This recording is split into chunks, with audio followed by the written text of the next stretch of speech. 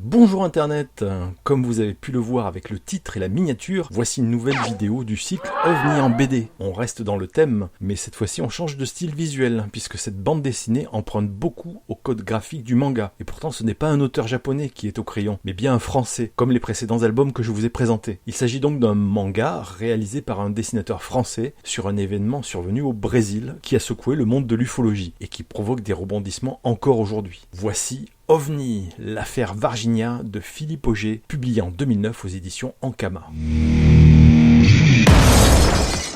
Comme d'habitude, je vais vous parler de l'auteur, Philippe Auger, que je ne connais pas personnellement, même si j'ai rencontré sa famille. Mais ça, c'est une autre histoire. C'est un illustrateur et auteur de BD, né à Reims en 1979, qui a réalisé plusieurs histoires en 2016 et 2017 pour le label 619 créé par Run, le dessinateur de Metafekaz, et édité par Ankama, dont on peut percevoir une certaine similarité dans le style, le dynamisme.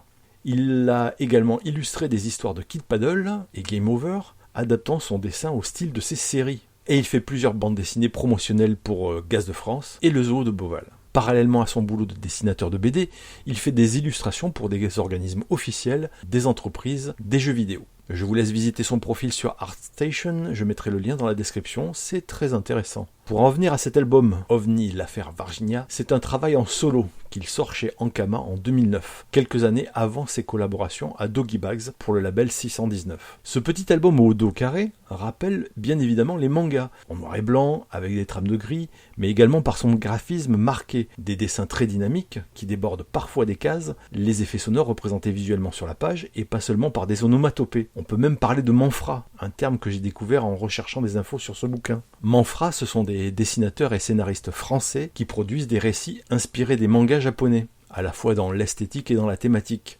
On peut citer par exemple Sentai School de Philippe Cardona et Florence Torta, ou Dofus de Tot et Ancestral Z, au milieu des années 2000. En voici la définition qu'en fait Hervé Briand, un éditeur spécialiste dans le manga. Alors je fais peut-être un contresens, mais je suis tenté de rapprocher cet album de ce courant graphique particulier au vu de son style et de son éditeur Ankama. L'histoire, illustrée dans cet album, relate des événements qui ont eu lieu dans la ville de Varginha, au Brésil, en janvier 1996. Le récit s'articule autour de plusieurs témoins qui ont observé des phénomènes surnaturels. Tout commence par un couple de fermiers alertés par les mouvements frénétiques de leurs vaches en pleine nuit. En allant voir ce qui se passe, ils observent pendant plusieurs minutes un gros objet gris émettant de la fumée au-dessus du pâturage. Une autre observation est rapportée par Carlos de Souza, qui décrit un objet présentant les mêmes caractéristiques que celles décrites par le couple. Alors qu'il circule dans son véhicule, il voit l'objet passer et apparemment tomber quelque part près de la ville de Varginha. Il s'engage sur une route secondaire pour tenter de localiser le lieu du crash. À son arrivée, il tombe nez à nez avec l'armée et la police militaire qui ont déjà encerclé l'épave de cet objet non identifié. Mais l'épisode le plus important de l'affaire est le témoignage de 3 jeunes femmes qui auraient aperçu une créature alors qu'elles traversaient un champ. Philippe Auger dessine la créature telle qu'elle avait déjà été représentée dans les précédentes illustrations. Elle ressemble à un alien de type petit gris, à grosse tête et gros yeux, avec une peau huileuse et veineuse, et des griffes à la place des mains et des pieds. Et ce que ne nous montrent pas les dessins, puisqu'ils sont en noir et blanc, c'est la peau marron et les yeux rouges. Un autre événement impliquant une créature similaire a lieu plus tôt dans la journée. Dans la matinée, le poste de secours des pompiers de Varginha a reçu plusieurs appels rapportant qu'un étrange animal errait dans les bois aux abords du quartier et effrayait ses habitants. Les pompiers ont inspecté aussitôt la zone boisée et ont découvert une créature. Puis des militaires sont arrivés et ont embarqué la créature. Ces deux événements concernant des observations de créatures anthropomorphes, très proches chronologiquement et géographiquement, allaient devenir connus sous le nom de l'E.T. de Varginha.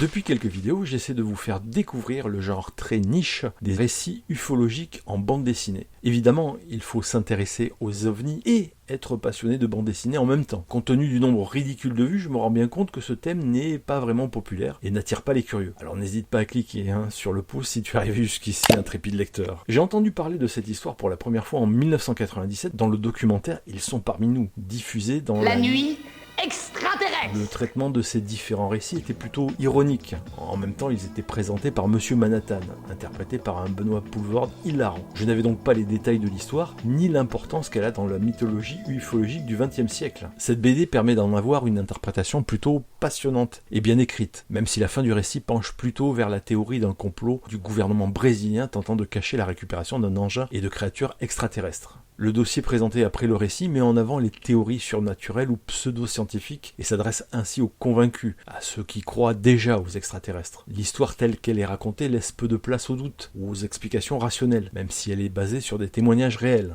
Et il y a quelques mois, une vidéo a fait surface sur internet censée représenter la créature au moment de sa capture par les forces militaires. C'est probablement un fake, probablement de l'IA, mais l'événement a donc fini par ressurgir dans l'actualité très récemment. Pour en revenir à la BD, le style manga hyper dynamique fait basculer le récit dans le fantastique et la science-fiction, et c'est plutôt fun à lire. Mais pour ma part, j'aime beaucoup aussi son côté surnaturel et conspirationniste au premier degré, parce que la vérité est ailleurs. Et voilà, si vous voulez vous procurer ce manga, il est trouvable en occasion sur internet, jetez-y un œil, ça vaut le coup. Je remercie encore les abonnés, les fidèles, les spectateurs de passage et les curieux égarés. Si vous êtes restés jusqu'ici, laissez un pouce, ça fait toujours plaisir. Une question, une remarque, une critique, une recommandation, laissez-moi un commentaire, je les lis tous. Et n'hésitez pas à vous abonner, c'est gratuit, ça vous coûte rien, et pour moi ça me donne de la force, ça m'encourage à continuer, à vous faire découvrir des BD, des comics, des mangas que vous ne verrez pas ailleurs. Allez, à bientôt, ciao internet.